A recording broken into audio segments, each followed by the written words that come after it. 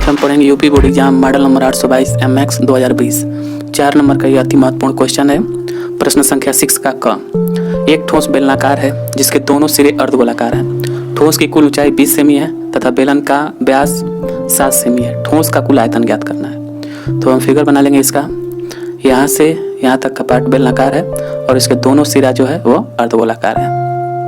अब ठोस की कुल ऊंचाई दिया था 20 सेमी, यानी यहाँ से लेकर के यहाँ तक की ऊंचाई दिया हुआ है टोटल 20 सेमी। इसको मान लेंगे कैपिटल H बराबर 20 सेमी। और बेलन की त्रिज्या बराबर अर्धगोले की त्रिज्या, चूंकि जितनी बेलन की त्रिज्या है उतने ही अर्धगोले की भी त्रिज्या है, तो दोनों क्या हो जाएगी, बराबर हो जाएगी। तो त्रिज्या व्यास दिया था 7 सेमी, तो त्रिज्या हो जाएगा 7/2 बराबर 7 को 2 से डिवाइड कर देंगे 3.5 सेमी आ जाएगा, यानी त्रिज्या आपकी निकल गई 3.5। तो अगर त्रिज्या 3.5 की जरूरत पड़ेगी 3.5 रख सकते हैं, नहीं तो 7/2 ही रखेंगे।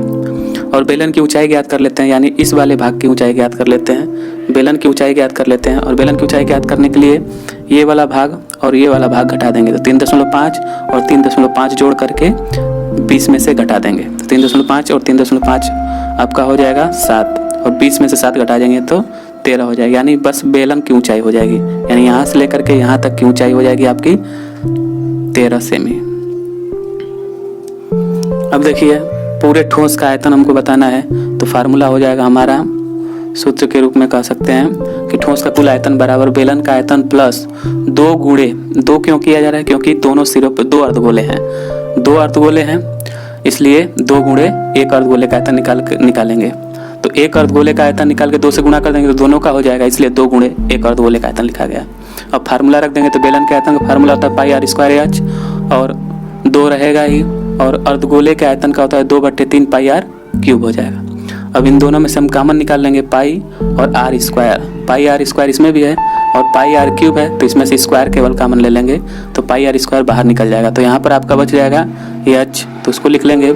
और इसमें आपका बचेगा 2 का 2 में गुणा कर देंगे 4 हो जाएगा, 4/3 हो जाएगा।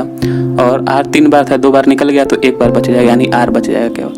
अब मान रख देंगे, पाई का मान 22/7 रखना था और r का मान 7/2 भी रख सकते हैं और 3.5 भी। तो r का मान 7/2 ही रखे हैं और इसका स्क्वायर करना है तो इसको 2 बार लिख लेंगे। h का मान 13 है तो 13 रख देंगे, प्लस है तो प्लस लगा देंगे, 4/3 है 4/3 हो जाएगा और r का मान 7/2 हो जाएगा। अब देखिए क्या कटेगा, 1 7 से 1 7 कट जाएगा, 2 से 22 कट जाएगा 11 बार में, तो आपका बच जाएगा 11 गुणे 7 यानी 77 नीचे 2 बचेगा, उसको लिख लेंगे। अंदर ब्रैकेट के अंदर देखिए क्या बचेगा, 13 है तो 13 लिख लेंगे और 2 से 4 को काट देंगे 2 बार में और 2 से 7 का गुणा कर देंगे तो 14 हो जाएगा, 14/3 हो जाएगा। अब इसको हल करने के लिए इसका इसमें गुणा करके जोड़ देते हैं, तो 13 का 3 में गुणा होगा तो 39 हो जाएगा और 14 जोड़ देंगे तो 53 हो जाएगा। अब देखिए क्या करेंगे, 77/2 रहेगा ही और ये हल हो करके आपका आ गया 53/3 आ गया। अब 77 और 53 का गुणा कराएंगे और 2 का 3 में कर देंगे तो 6 हो जाएगा। तो इन दोनों का गुणा 4081 हो जाएगा बट्टे 6 और 6 से जब इसमें भाग देंगे तो 680.166 करके आता रहेगा, लेकिन 0.2 अंक तक ही हम मान लेते हैं, तो हो जाएगा 680.16 सेमी क्यूब हो जाएगा। आयतन बताना इसलिए क्यूब लिखेंगे। UP board exam model number 822 MX 2020। 4 number का यह अति महत्वपूर्ण क्वेश्चन है। प्रश्न संख्या 6 का ख। चित्र में यदि OA × OB बराबर OC × OD है तो सिद्ध कीजिए कि कोण A बराबर कोण C तथा कोण B बराबर कोण D। आपका चित्र ये दिया हुआ है, इसमें कह रहा था कोण A बराबर कोण C और कोण B बराबर कोण D। ये आपको क्या करना है, सिद्ध करना है। तो दिया है OA × OB बराबर OC × OD, उसको लिख लेंगे। सिद्ध करना है कोण A बराबर कोण C तथा कोण B बराबर कोण D। उपपत्ति में आपको जो दिया है पहले उसको लिखेंगे। तो OA × OB दिया है, OC × OD दिया है। अब OA को इधर रोकेंगे और OB को उधर भेज देंगे और उधर से OD को इधर पक्षांतर कर देंगे, तो OA इधर रहेगा ही और OD उधर से पक्षांतर होकर करके उधर मल्टीप्लाई में इधर आकर के डिवाइड में हो जाएगा। तो आपका हो जाएगा OA/OD और OB को उधर भेजेंगे तो उधर पहले से OC है तो इधर ये मल्टीप्लाई में OB है, उधर जाकर के डिवाइड में हो जाएगा, तो OC/OD हो जाएगा। समीकरण नंबर 1। अब हम 2 त्रिभुजों को समरूप सिद्ध करेंगे। तो पहला त्रिभुज है AOD तथा त्रिभुज COB। AOD तथा COB। AOD ये वाला त्रिभुज और COB ये वाला त्रिभुज, इन दोनों को समरूप सिद्ध करना है तो देखिए इसमें क्या बराबर मिल जाएगा, तो एक कोण ये और ये बराबर मिल जाएगा, क्योंकि ये दोनों कोण शीर्षाभिमुख कोण कहलाते हैं। तो आपको बराबर मिल जाएगा कोण AOD, कोण AOD बराबर कोण COB, कोण AOD बराबर कोण COB शीर्षाभिमुख कोण है। तथा आपका भुजाओं का अनुपात दिया था, इस कोण को बनाने वाली ये भुजाएं और इस कोण को बनाने वाली ये भुजाएं का अनुपात बराबर है, यानी OA यानी ये भुजा अपान OD ये भुजा, यानी इस कोण को बनाने वाली ये दोनों भुजा, तथा OC ये भुजा तथा OB ये भुजा, यानी इस कोण को बनाने वाली ये दोनों भुजाएं का अनुपात क्या है, बराबर है। और ये बराबर कहाँ से आया था, समीकरण 1 या प्रश्न में कहा था। और जब आपको ऊपर में मालूम है कि दो समरूप त्रिभुज कहे जाएंगे यदि उनका एक कोण तथा उन कोणों को अंतर्गत करने वाली भुजाएं समानुपाती हो, तो ये कोण हो गया, एक कोण बराबर हो गया और उन कोणों को अंतर्गत करने वाली ये भुजाओं का अनुपात बराबर है, अतः दोनों त्रिभुज क्या हो जाएंगे, समरूप हो जाएंगे। और यह किस नियम से होता है, तो यह समरूपता से। इसलिए जब दोनों त्रिभुज समरूप हो जाते हैं तो इस त्रिभुज के सभी कोण इस त्रिभुज के सभी कोण के बराबर हो जाएंगे। तो इस त्रिभुज का कोण A इस त्रिभुज के कोण C के बराबर हो जाएगा तथा इस त्रिभुज का कोण D इस त्रिभुज के कोण B के बराबर हो जाएगा, अतः हमारा क्या हो जाएगा, सिद्ध हो जाएगा। प्रश्न संख्या 6 का जवाब, दो अंकों की एक संख्या में अंकों का योग 12 है, अंकों के स्थान बदलने पर प्राप्त संख्या दी गई संख्या से 18 अधिक है, संख्या ज्ञात कीजिए। तो इस तरह के प्रश्न यानी दो अंकों वाले प्रश्न में हम सबसे पहले इकाई का अंक मान लेते हैं। तो इकाई का अंक मान लिए y, दहाई का अंक मान लिए x, अतः मूल संख्या हमारा हो जाएगा 10x प्लस y। दहाई का अंक x होने की वजह से यहाँ पर 10x हो जाएगा, प्लस इकाई का अंक 1 होता है इसलिए y का मान बस y रहेगा। प्रथम शर्त में देखिए कह रहा था कि अंकों का योग जो था वो 12 था, तो x प्लस वाई बराबर हो जाएगा 12।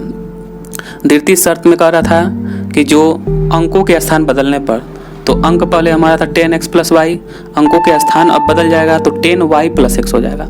और यह जो संख्या है वह दी गई संख्या से यानी जो पहले वाली संख्या थी उससे 18 अधिक था। तो क्या करेंगे, दी गई संख्या में हम 18 जोड़ देंगे तो दोनों संख्याएं क्या हो जाएंगी, बराबर हो जाएंगी और यहाँ पर बराबर का चिन्ह लग जाएगा। अब देखिए पक्षांतर करेंगे तो इधर पहले से x है, ये 10x इधर आएगा तो माइनस 10x हो जाएगा, और इधर पहले से 10y है और इधर प्लस y इधर आ जाएगा तो 10y माइनस y हो जाएगा। इधर बच जाएगा 18, तो 18 लिख लेंगे। अब x में से 10y घटाएंगे तो माइनस 9x हो जाएगा और 10y में से माइनस y घटाएंगे तो 9y हो जाएगा, बराबर 18 हो जाएगा। अब इन दोनों में से माइनस 9 कॉमन ले लेंगे, तो जब माइनस 9 कॉमन लेंगे तो यहाँ पर हो जाएगा x और यहाँ पे प्लस था, और जब माइनस कॉमन लेंगे तो यहाँ पर क्या हो जाएगा, माइनस 9 निकल गया है तो ये y हो जाएगा, यानी x माइनस वाई हो जाएगा, बराबर 18 हो जाएगा। अब माइनस 9 इधर मल्टीप्लाई में रहता है, उधर भेजेंगे तो डिवाइड में, तो x माइनस वाई इधर रहेगा ही और माइनस 9 उधर चला जाएगा तो हो जाएगा 18 बटे माइनस 9। 9 से 18 को काट देंगे, माइनस 2 बार में कट जाएगा, तो हमारा समीकरण बन जाएगा x माइनस वाई बराबर माइनस 2, समीकरण नंबर 2।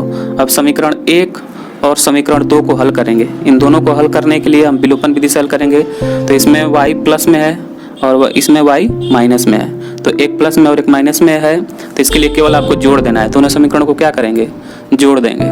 दोनों समीकरण को जोड़ने पर तो देखिए कैसे जोड़ेंगे, इसको जोड़ेंगे तो ये y वाला पद क्या हो जाएगा, कट जाएगा और x वाले पद क्या हो जाएंगे, जुड़ जाएंगे।